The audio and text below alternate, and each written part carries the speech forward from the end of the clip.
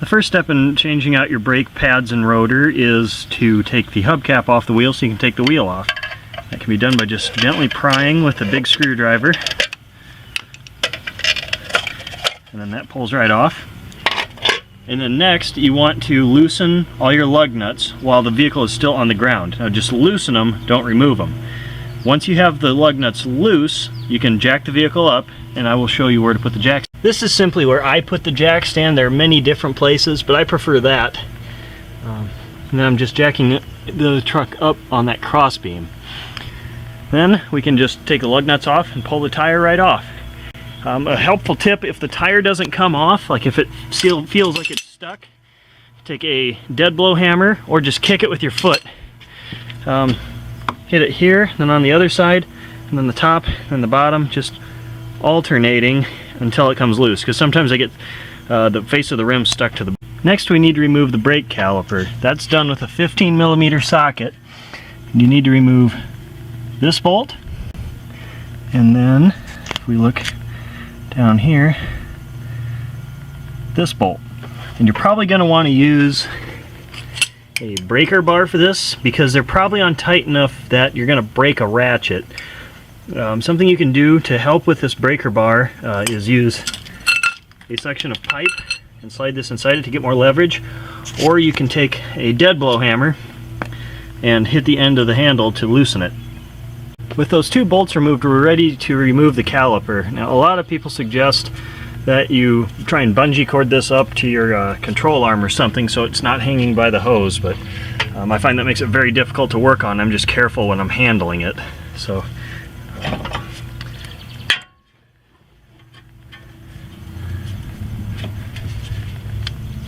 if it's stuck on there due to pressure, just gentle taps with a hammer will help you rock that off.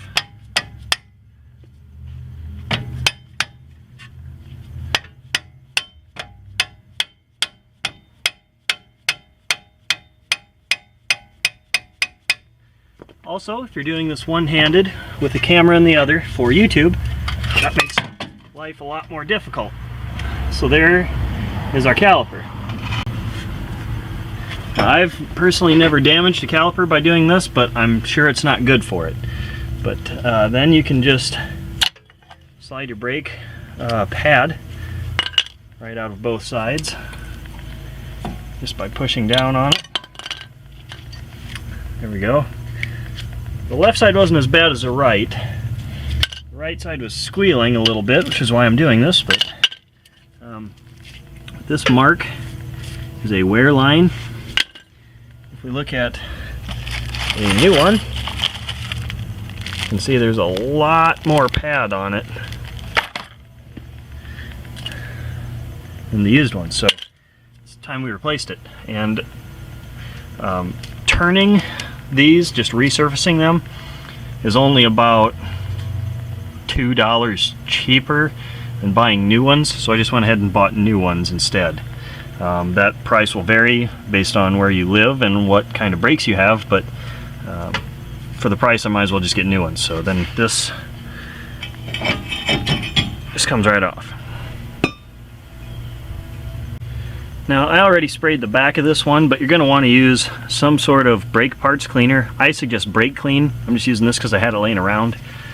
Brake Clean I think works better, but I sprayed the back and then I held the front, and this just slides on, and then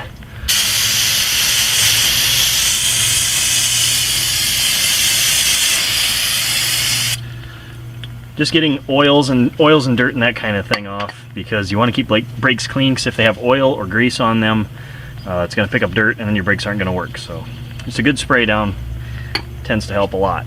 And I'm also using latex gloves just because I don't like brake dust. But now we need to do some work on that brake caliper. After you gently pull those dust boots back, you can then drop this section right out. And we need to replace some anti-rattle wear clips here on both sides, and then up here in the center. Now you notice the brake is coming out here a little bit, the piston's coming out, and that is what the vice grip is for. So you just keep pressure on it, and then it'll start to go back in. And then when I have both hands free and I can actually squeeze hard enough, you can get it back in. You're going to need these in to work on it, because you need to get access to that clip. So just go ahead and do the other side. Okay, with the screwdriver, I can't do this one-handed, but this little tab right there, you need to pry up on that on one side, and then it will pop this big plate here out. And then the new one clips in exactly the same spot. You just set it on there. Sometimes you have to bring it in underneath like that, and then drop it in there, and then push it into place. Next we have these clips. You can usually just pop a screwdriver in here and just pry them right out like that. The new ones go in the exact same way, and you just have to be careful that you don't bend anything too badly, because it should just set right in there. Change the angle here a little bit.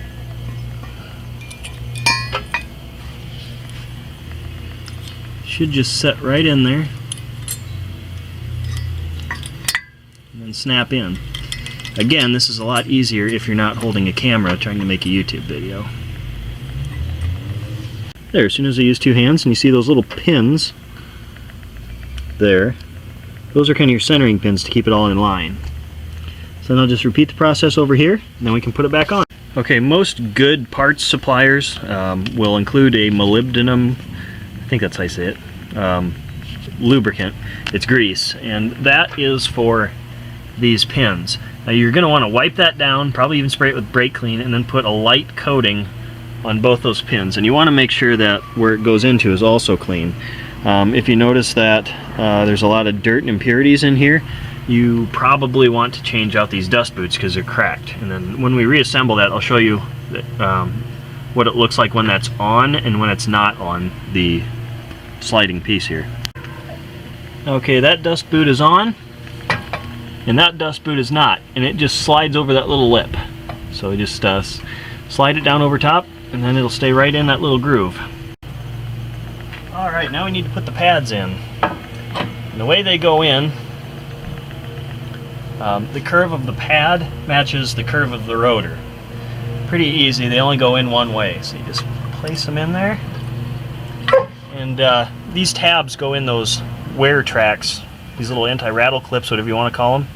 That tab goes into that valley. So